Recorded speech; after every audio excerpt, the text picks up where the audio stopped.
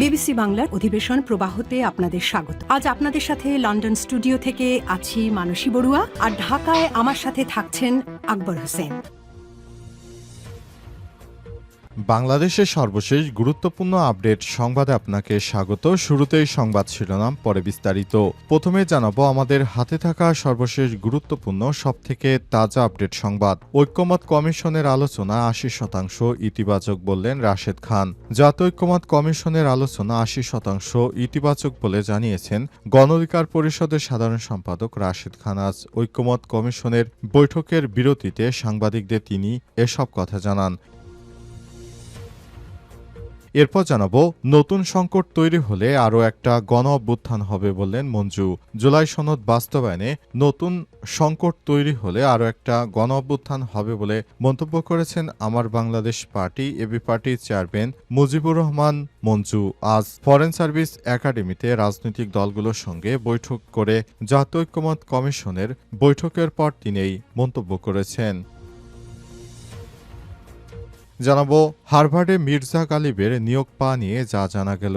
তরুণ প্রজন্মের কাছে জনপ্রিয় ব্যক্তিত্ব যুক্তরাষ্ট্রের হার্ভার্ড বিশ্ববিদ্যালয়ের সহযোগী অধ্যাপক ড মির্জা গালিব। তিনি ঢাকা বিশ্ববিদ্যালয় ইসলামী ছাত্র শিবিরের সভাপতিও ছিলেন।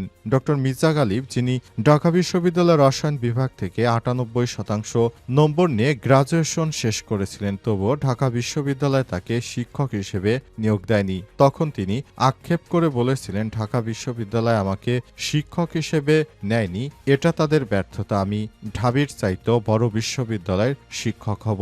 এরপরই তিনি যুক্তরাষ্ট্রের হাওয়ার্ড বিশ্ববিদ্যালয়ের সহযোগী অধ্যাপক হিসেবে চাকরিতে যোগদান করেন। এ বিষয়ে গুরুত্বপূর্ণ সংবাদ জানাবো, সঙ্গেই থাকুন।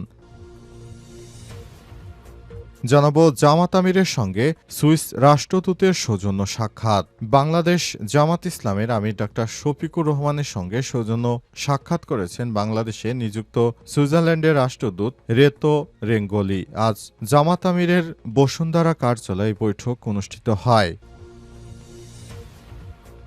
এবং সর্বশেষ জানাবো সেপ্টেম্বরে রেমিটেন্স ছিল $268 কোটি।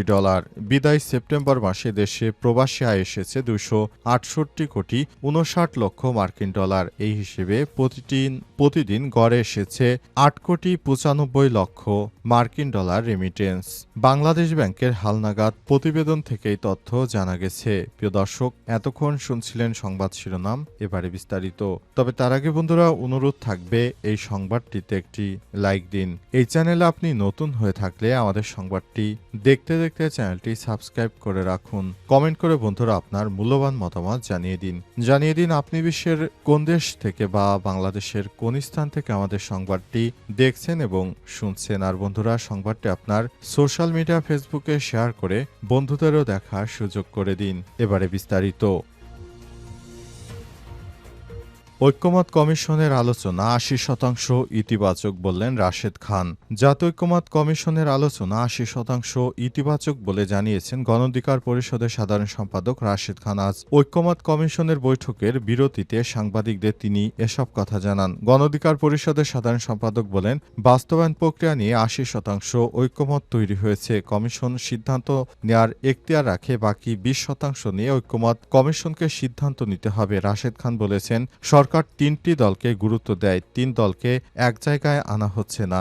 একই দিনে জাতীয় নির্বাচন এবং সনদের পক্ষে ভোট গ্রহণ নিয়ে সবাই একমত। জাতীয় সংসদের প্রথম অধিবেশনে ঐক্যমত কমিশনের বৈঠকের অনুমোদন দিতে হবে। অন্তর্বর্তীকালীন সরকারের প্রধান উপদেষ্টা দায়িত্ব গ্রহণের পর বিভিন্ন সমস্যার সম্মুখীন হয়েছে বাংলাদেশ, সেগুলো তিনি তার দৃঢ় নেতৃত্বে সবকিছু ঠিক করেছেন। তবে জুলাই সনদ বাস্তবায়নে সবথেকে বেশি বিএনপি বাধা দিয়েছে। আজ বিএনপিও বিভিন্ন বিষয় নিয়ে তারা নানাভাবে তাদের পক্ষে যুক্তিতর্ক তুলে ধরেছে। তবে শেষ পর্যন্ত প্রায় সব রাজনৈতিক দলই জানিয়েছে জুলাই সনদের আইনি ভিত্তি দিতে ঐক্যমত কমিশন সবাই মিলে গণভোটের আয়োজন করতে চায়। সে বিষয়টি ফেব্রুয়ারিতে নির্বাচনে যেদিন ভোট গ্রহণ হবে সেদিনই করতে চায়। এ বিষয়ে প্রায় সমস্ত রাজনৈতিক দল একমত হয়েছে। এখন এই বিষয়ে চূড়ান্ত সিদ্ধান্ত গ্রহণ করার জন্য এখতিয়ার রাখে সংস্কার কমিশন।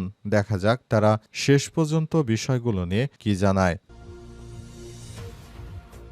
নতুন সংকট তৈরি হলে আরও একটা গণ অভ্যুত্থান হবে বললেন মঞ্জু। জুলাই সনদ বাস্তবায়নে নতুন সংকট তৈরি হলে আরও একটা গণ-অভ্যুত্থান হবে বলে মন্তব্য করেছেন আমার বাংলাদেশ পার্টি এবি পার্টির চেয়ারম্যান মুজিবুর রহমান মঞ্জু। আজ ফরেন সার্ভিস একাডেমিতে রাজনৈতিক দলগুলোর সঙ্গে বৈঠক করে জাতীয় ঐক্যমত কমিশন বৈঠকের পর তিনি এই মন্তব্য করেছেন। জুলাই সনদ বাস্তবায়নের প্রক্রিয়ার বিষয়ে তুলে ধরে মুজিবুর রহমান ভূঁইয়া বলেছেন, আলোচনায় একটাই বিতর্ক, তা হলো জুলাই সনদে আমরা একমত। একটা গণ-অভ্যুত্থান হয়েছে, এর মধ্য দিয়ে দুটো ক্ষমতা পেয়েছে, একটি সংশোধন, অন্যটি রাষ্ট্র পরিচালনার ক্ষমতা দিয়ে গণ-অভ্যুত্থান, সরকার পালিয়ে গেছে, এই সাংবিধানিক সংকট তৈরি হয়েছে। আসন্ন জাতীয় নির্বাচন বিষয় তুলে ধরে এবি পার্টির চেয়ারম্যান বলে, সামনের নির্বাচনে ভোট চাইতে গেলে মানুষ বলে ভোট হবে তো ভাই, পিআর না মানলে উচ্চকক্ষ থাকার দরকার নেই। সুপ্রিম কোর্টের আপিল বিভাগের মতামত নিয়ে গণভোটের পক্ষে আমরা। তিনি আরও বলেন, গণ-অভ্যুত্থানে সবাইকে বৈধতা দেওয়া হয়েছে, সাংবিধানিকভাবে সরকার বদলি হয়নি। এবি পার্টির পক্ষ থেকে সমঝোতার প্রস্তাব দিয়েছি, প্রধান উপদেষ্টার আদেশ আকারে জারি করতে পারেন, এজন্য একটা গণভোট হতে পারে, গণভোটের মাধ্যমে মতামত নেব। সাংবিধানিক বিতর্ক তোলা হচ্ছে, এই সংকট সাংবিধানিক নয়, এই সংকট হচ্ছে এমনিতেই। এই সংকট তারা ইচ্ছে করলে যে কোনো সময় মিটিয়ে ফেলতে পারে, কিন্তু তারা মিটাচ্ছে না।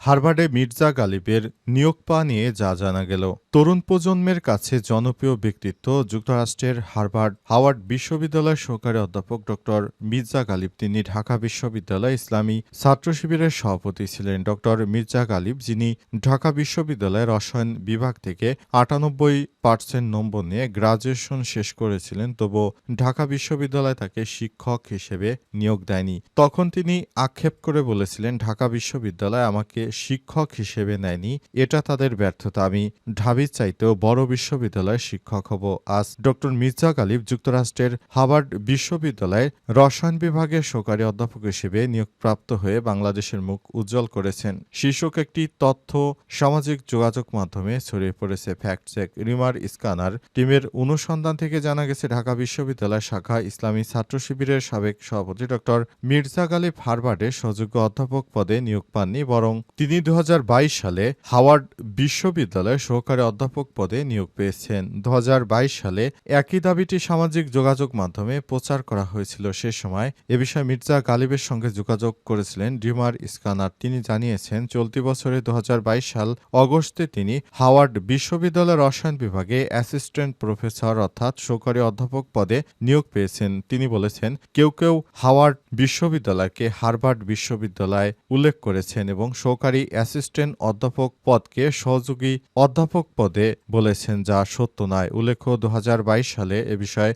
রিমার স্ক্যানারের ওয়েবসাইটে প্রকাশিত ফ্যাক্ট চেকের প্রতিবেদন আপনারা চাইলে নিজেরাই চেক করে দেখতে পারেন।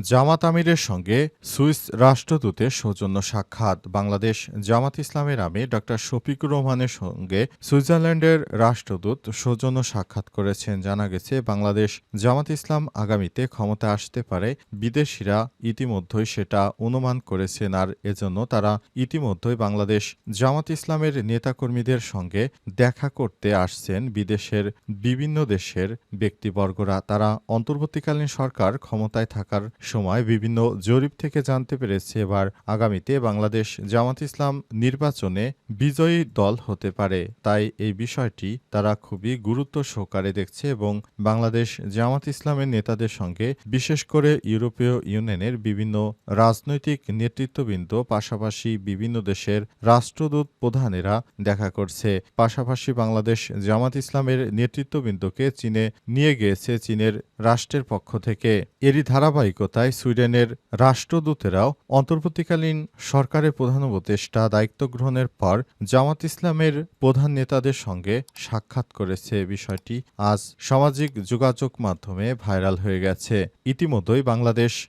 জামাত ইসলামের অফিসিয়াল ফেসবুক পেজে বিষয়টি নিশ্চিত করা হয়েছে।